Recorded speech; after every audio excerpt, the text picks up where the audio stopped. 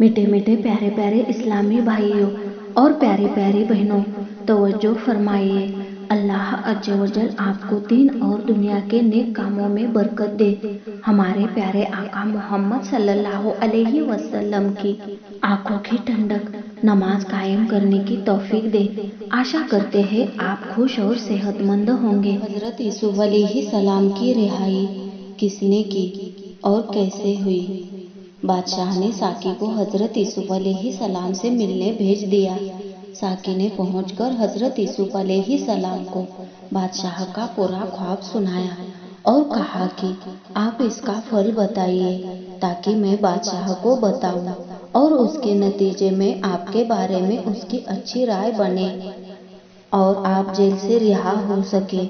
حضرت یوسف علیہ السلام نے خواب کا پھل بتایا اور فرمایا کہ 7 گائے موٹی اور 7 بالیاں ہری کا مطلب ایسے 7 سال ہے کہ جن میں اللہ کی دی ہوئی خوشحالی ہوگی، کھیتی بھی خوب پھلے پھولے گی، یہاں تک کہ پوری جنتا کا پیٹ بھرا ہوگا اور وہ خوشی خوشی زندگی کے دن کاٹیں گے۔ 7 دبلی گایوں اور 7 سوکھی بالیوں سے اشارہ ہے کہ ان سالوں کے بارے میں جو سوکھے اور بھوکماری کے ہوں گے، جبکہ تنگی اور پریشانی پھیل جائے گی اور لوگوں کا پیٹ بھرنا مشکل ہو جائے گا۔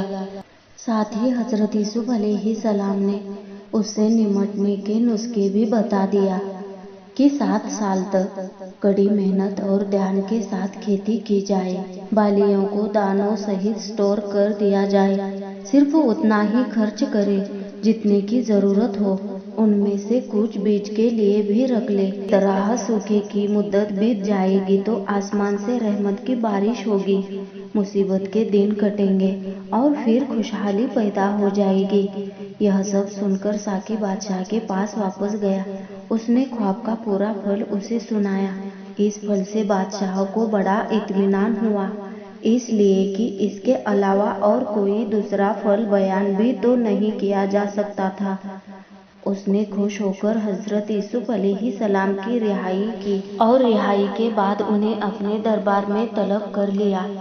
ساقی پھر جیل میں آیا، حضرت یوسف علیہ السلام سے ملا کہ بادشاہ آپ سے ملنا چاہتے ہیں، اسی لیے آپ کی رہائی کا آرڈر دے دیا ہے، اسی لیے اب آپ میرے ساتھ دربار تک چلے۔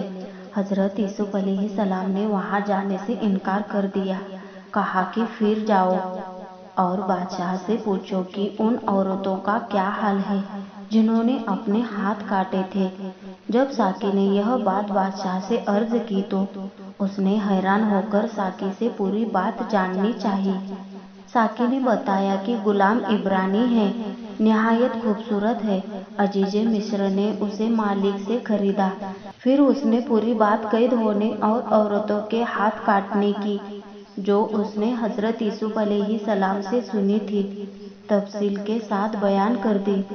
بادشاہ نے جیلر کو بلا کر یوسف علیہ السلام کو قید کیے جانے کی وجہ پوچھی۔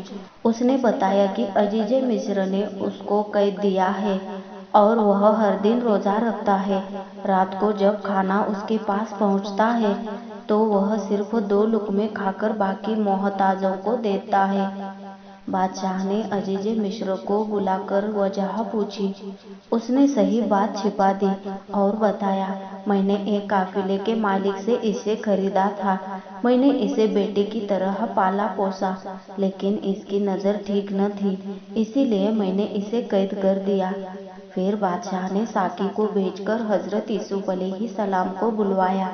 انہوں نے پھر انکار کر دیا اور کہا کہ میں اسی وقت آؤں گا جبکہ عزیز مصر راضی ہو، اور اس کی رضامندی اس وقت ہوگی کہ ان عورتوں سے میرا حال پوچھا جائے جو حقیقت کی گواہ ہے۔ ساقی نے بادشاہ کو پھر پوری بات بتائی۔ بادشاہ کو اور بھی زیادہ تعجب ہوا۔ اس نے ہاتھ کٹی عورتوں کو حاضر کرایا اور یوسف علیہ السلام اور زلیخا کا تفصیلی حال معلوم کیا۔ وہ بولی، خدا کی پناہ، ہم نے ہرگز اس میں کوئی برائی نہیں دیکھی، بلکہ یہ تو ہماری چالیں تھیں۔ پھر زلیخا کو بھی بلایا، اس نے بھی اقرار کیا کہ میں نے خود اس کو اپنی طرف بلایا تھا، وہ اپنی بات میں سچا ہے۔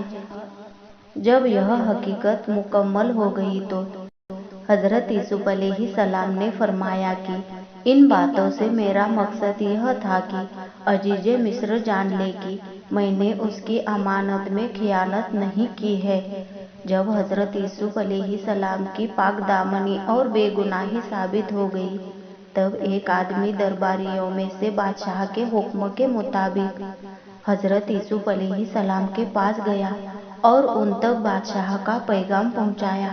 حضرت یوسف علیہ السلام نے قیدی بھائیوں سے ملاقات کر کے ان سے بھلی باتیں کی اور نکلتے وقت جیل میں دروازے پر لکھ دیا، یہ جندوں کی قبر ہے، غموں کا گھر ہے اور دشمنوں کے لیے خوشی کا موقع ہے۔ اس کے بعد انہوں نے غسل کیا اور اچھے اچھے کپڑے پہن کر بادشاہ کے خاص گھوڑے پر سوار ہو کر دربار کی طرف چلے۔